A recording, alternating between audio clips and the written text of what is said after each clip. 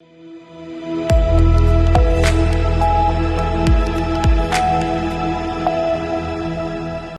के बाद एक बार फिर से आप सभी का सी न्यूज भारत में स्वागत है। वक्त हो चुका है मध्य प्रदेश बुलेटिन का, जिसमें बात होगी राजगढ़ की, जहां जीरापुर में आजाद समाज पार्टी के नेताओं का भव्य स्वागत किया गया और साथ ही बात होगी कि आज अक्षय तृतीया के मौके पर मध्य प्रदेश के अलग अलग जिलों में ये त्योहार कैसे मनाया जा रहा है।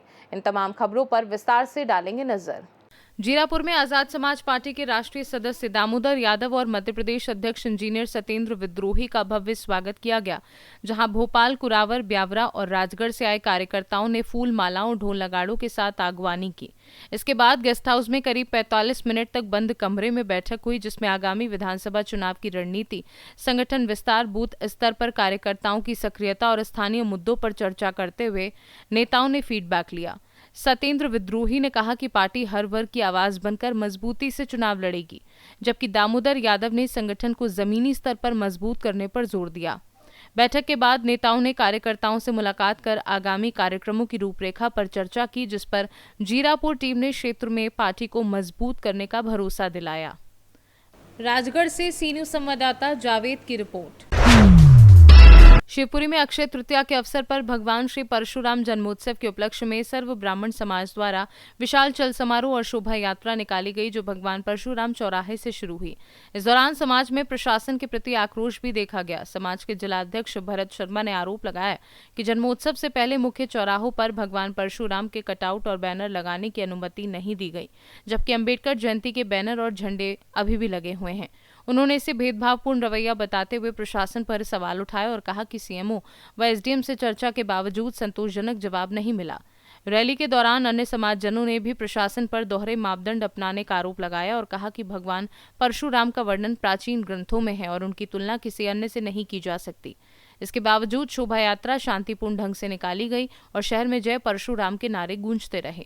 क्या नाम है साहब आपका? मैं भरत शर्मा हूँ और सर्व ब्राह्मण समाज का जिलाध्यक्ष हूँ। अच्छा, आज एक किस उपलक्ष्य में रैली निकाली गई थी? ये हमारे आराध्य भगवान श्री परशुराम जी की जयंती है, उस उपलक्ष्य में सर्व ब्राह्मण के साथ साथ ये हमारे लिए एक हमारे सवर्ण समाज ने एक अभिनव पहल किया कि वो सवर्ण समाज भी हमारे साथ आज भगवान श्री परशुराम की जयंती है।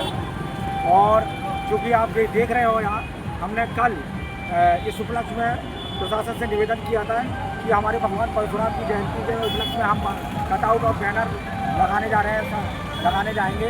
तो चौराहे की स्थिति देख रहे हैं, पूरा नीला चाहे 14 अप्रैल को जो अम्बेडकर जयंती थी, उस उपलक्ष्य में जितने भी बैनर और कटआउट लगे थे वो यथावत लगे। साथ ही वो नीला झंडा कल पर्यंत अभी भी आपने कल प्रशासन को इसके लिए आवेदन दिया था? बिल्कुल मैं सूचना प्रेषित करी थी आपने? बिल्कुल, मैं खुद गया था सीएम साहब के पास और सीएम साहब ने मेरे सामने कुछ लोगों से चर्चा भी की कि वो हटाइए। साथ ही उन्होंने अपनी व्यवस्था भी मेरे सामने, मतलब कितना दुर्भाग्य हम लोगों का, तो उन्होंने व्यवस्था भी की, व्यवस्था भी दिखाई कि शर्मा जी हम इससे आगे कुछ नहीं कर पाते क्योंकि आग की लपटें हैं, इसमें हम ज़्यादा हाथ नहीं डाल सकते। इसी प्रकार से हमारा दूसरा प्रतिनिधि एडीएम साहब के पास भी गया था। एडीएम साहब ने भी सीधे ये कहा था ब्राह्मण समाज यदि कटआउट और बैनर नहीं लगाएगा तो क्या हो जाएगा।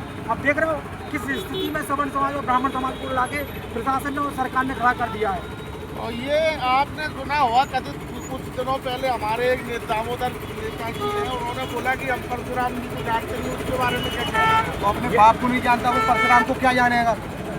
वो अपने बाप को ही नहीं पहचानता तो वो परशुराम को क्या जानेगा? वो पुराने आरत के सभी देखो भाई साहब क्या है कि वो जिन महापुरुषों की बात करते हैं उनका जिक्र इतिहास में है, लेकिन इनका जिक्र ग्रंथों में नहीं है। और हमारे आराध्य और हमारे देवी देवताओं का जिक्र ग्रंथों में है, इसलिए उनकी तुलना इनसे नहीं की जा सकती। परशुराम जी अवतार हैं, अवतार। महाराज जी, ये रैली कहाँ से स्टार्ट हुई और कहाँ पे समापन हुई? हमारी रैली कॉलेज के सामने से। ये आपको यह लगता है कि प्रशासन आप मतलब जैसे आपने कल प्रशासन को सूचित किया कि आवेदन दिया, आपने सीएमओ को बताया कि ये झंडा हटा लिया जाए, तो अभी तक इस तरह के बैनर और झंडे दूसरी जब आना परशुराम जयंती का अवसर है तो वो क्यों नहीं हटाए गए? और आप मुझे लगता है कि प्रशासन आपके साथ इस तरह का विरोध कर रहा है झंडा हटाने का।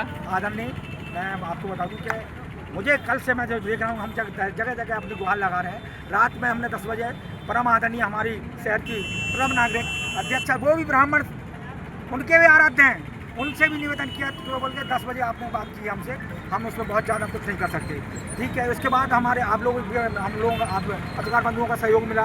उसके बाद एक कोई सज्जन आए थे, उन्होंने सिर्फ अपने 4-5 कटआउट हटाए और उसके बाद वो चले गए। हमारे कटआउट हम रात को वापस लेके चले गए, हमने कोई कटआउट नहीं लगाए। और इसका सीधा अर्थ यही है कि प्रशासन, सरकार, ये सारे के सारे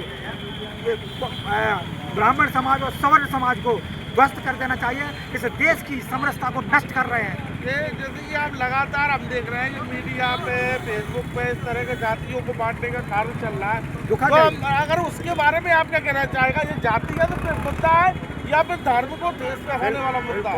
बिल्कुल मैं कह रहा हूँ, ये हमारा आज का जो कार्यक्रम है विशुद्ध रूप से ये हमारे सनातन धर्म को मजबूती प्रदान करने वाला एक हमारे आराध्य की पूजा और रचना का विषय है।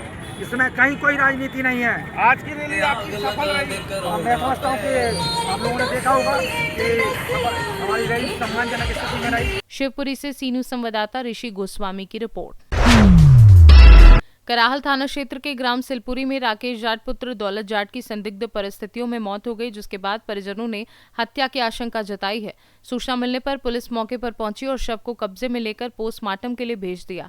मृतक के भाई ने सुल्तान आदिवासी और उसके साथियों पर हत्या का आरोप लगाया है। थाना प्रभारी यास्मीन खान ने बताया कि मामले की जांच जारी है और जल्द ही आरोपियों को गिरफ्तार किया जाएगा। इस घटना को लेकर जाट समाज में रोष है और राष्ट्रीय तेजवीर सेना के पूर्व जिलाध्यक्ष कन्हैया जाट ने निष्पक्ष और दोषियों पर कार्यवाही की मांग की है।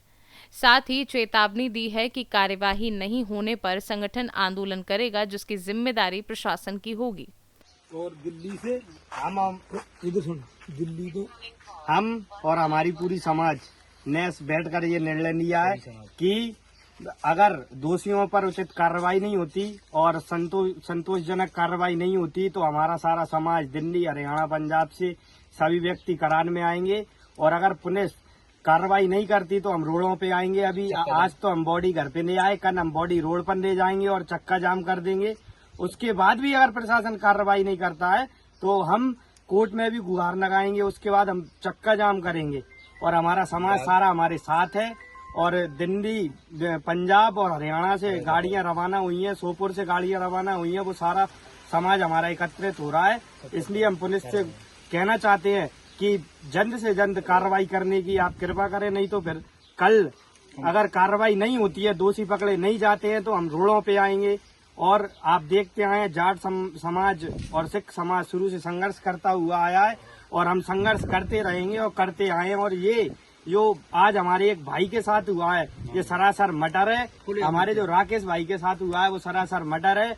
इस पे सिर में भी चोटें आई हैं, जो सिर में भी क्या कहते हैं कुनाड़ा लगा है, वो करंट उस वहाँ के जो आदमी है उनने बाद में लगाया है, पहले उसकी मृत्यु हुई है, उसके बाद करंट लगाया है। और हम सब एक साथ हैं, एकजुट हैं। अगर कुछ भी होता है तो हम सब रोडों पे आने के लिए तैयार हैं। श्योपुर से सी न्यूज संवाददाता जितेंद्र की रिपोर्ट। मध्य प्रदेश के उज्जैन स्थित प्रसिद्ध राजलक्ष्मी मंदिर में आज अक्षय तृतीया के अवसर पर विशेष धार्मिक अनुष्ठान का आयोजन किया गया। देश विदेश से हजारों श्रद्धालुओं ने मां गंज लक्ष्मी के दर्शन कर पूजा अर्चना की। मंदिर के प्रमुख पुजारी राजेश गुरु हैं, जबकि पुजारी सागर गुरु ने भी श्रद्धालुओं से बातचीत के दौरान जानकारी साझा की। उन्होंने बताया कि अक्षय तृतीया जैसे विशेष अवसर पर मां गंज लक्ष्मी का गन्ने के रस से अभिषेक किया गया, जिसमें बड़ी संख्या में श्रद्धालु शामिल हुए।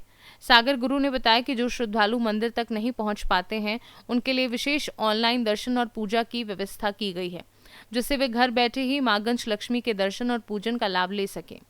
मंदिर में आज के विशेष आयोजन के दौरान पूरे परिसर में भक्ति और श्रद्धा का माहौल देखने को मिला। आज जो है गज लक्ष्मी महालक्ष्मी मंदिर, जो कि मध्य प्रदेश के सबसे प्रसिद्ध मंदिर, जो कि यहाँ पर जो है भारी संख्या में भीड़ होती है। दीपावली पर भी आज अक्षय तिथि है, यहाँ पर विशेष पूजा कराई जा रही है। हमारे राजेश गुरु जी हैं, जो कि मेरे मित्र भी हैं, और मैं सी न्यूज भारत से हूँ। और आज यहाँ पर एक विशेष पूजा देखी गई है। आज ये पूजा का कुछ महत्व है। आपका शुभ नाम क्या है पंडित जी? मैं पुजारी अनिल शर्मा गज लक्ष्मी मंदिर से। आज जैसे अक्षय तृतीया है जी, जी। लक्ष्मी नारायण की पूजा का विशेष दिन माना जाता है। तो आज माता जी के मंदिर में आंवले के रस से माता महालक्ष्मी जी का अभिषेक किया जा रहा है। सब भक्त धन धान्य की कामना से मंदिर में पहुंच रहे हैं। एक बात मैंने देखी मंदिर में अभी इसके यहाँ पे अपने यहाँ ऐसे पहली बार देखी ये चीज़ कि ये माइक लेके बैठे हैं, वो माइक लेके बैठे हैं, वो माइक लेके, तो ये कौन सी पूजा हो रही है? ऑनलाइन हो रही है, क्या हो रहा है? ये मुझे थोड़ा बताइए आप। दर्शनार्थी जो उज्जैन नहीं आ पाते हैं, ये उनको ऑनलाइन के माध्यम से उनकी पूजा कराई जा रही है। तो अपने मंदिर में ऑनलाइन पूजा होती है?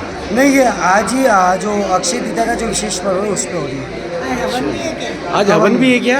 आज यज्ञ निशिव अभिषेक है। सिर्फ अभिषेक है ना? बोलने से हवन निशिव अभिषेक है। सिर्फ अभिषेक है। शिव अभिषेक है। और आज के दिन और क्या क्या पूजा है सर? बस शाम के समय गन्ने का रस का वितरण किया जाएगा। जी जी, वही मैं देख रहा था, मैंने पहली बार देखा। धन्यवाद आपका बहुत बहुत। जय श्री महाकाल। उज्जैन से सी न्यूज संवाददाता राजेश जैन की रिपोर्ट।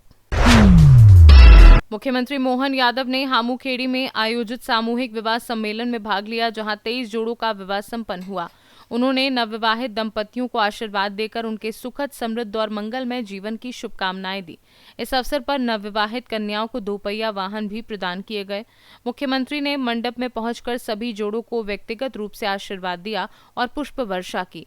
उन्होंने कहा कि सामूहिक विवाह समाज में समानता, सादगी और सामाजिक सद्भाव को बढ़ावा देने का महत्वपूर्ण माध्यम है और सभी नवदंपतियों को उज्जवल भविष्य की शुभकामनाएं दी।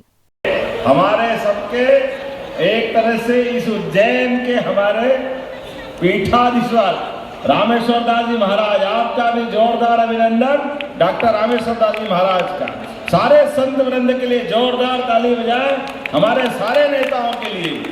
यद्यपि समय की थोड़ी कमी है, लेकिन फिर भी मैंने कोशिश की कि आज हमारे प्रकाश यादव जी और उनके परिवार के द्वारा ये जो बड़ा निर्णय किया है, ये बात सही है। नवंबर में भी उज्जैन में ऐसा आनंद आया था। हमारे सबके बीच अपने जिनसे खून के रिश्ते हैं उनका तो आनंद होना चाहिए, अच्छी बात। लेकिन इस चराचर जगत में हमारे लिए सौभाग्य की बात है, 16 संस्कार में से सबसे पवित्र संस्कार पाणी ग्रह संस्कार। जोरदार अभिनंदन करें हमारे सभी पवित्र बंधन में बनने वाले नव दंपतियों के लिए। हमारी शुभकामना है प्रत्येक बच्चे बच्ची अपने माँ बाप का, परिवार का, कुलवंश का, प्रदेश का, देश का नाम रोशन करे। और इस अवसर पर आज जो ये सामूहिक आनंद है, सच में अलग अलग शादी करो 50 तरह की झंझटें आती है, लेकिन समय की बचत, खर्चे की बचत, एक साथ सब मिल जाए और हमारे लिए और सौभाग्य की बात है।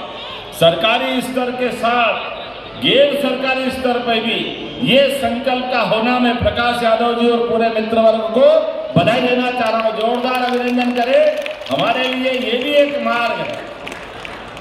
उज्जैन से सी न्यूज संवाददाता यश की रिपोर्ट। मध्य प्रदेश बुलेटिन में फिलहाल के लिए इतना ही। बने रहिए सी न्यूज भारत के साथ। हर खबर आपके साथ, आपके हाथ।